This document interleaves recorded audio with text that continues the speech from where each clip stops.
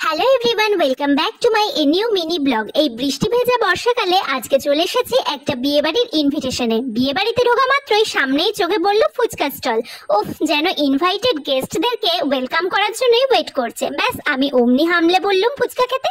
আর কোণে দেখাটা না দেখা ওসব পরে হবে খন।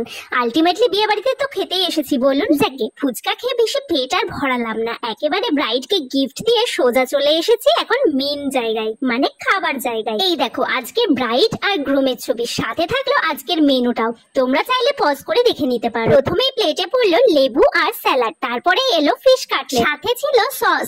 আমার কাছে কাটলেটটার কোটিংটা একটু বেশি মোটা আর স্টাফিংটা একটু কম কমই লাগছিল ঠিকই, তবে খেতে কিন্তু বেশ ভালো লাগছিল। কাটলেটটা সস দিয়ে মাখিয়ে স্যালাড দিয়ে খেতে না খেতেই হাজির হলো গরম নরম তুলতুলে বাটার নান। বিশ্বাস করুন, নানটা জাস্ট সেরা হয়েছিল, একদম নরম তুলতুলে। তোমরা সেটা দেখে আশা করি বুঝতেই পারছো। আর সাথে ছিল চানা পনির।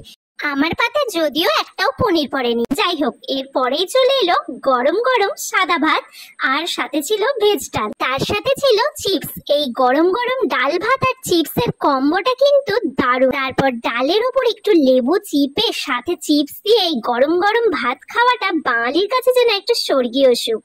তারপরে এলো বড় সাইজের একটা পাবদা মাছ।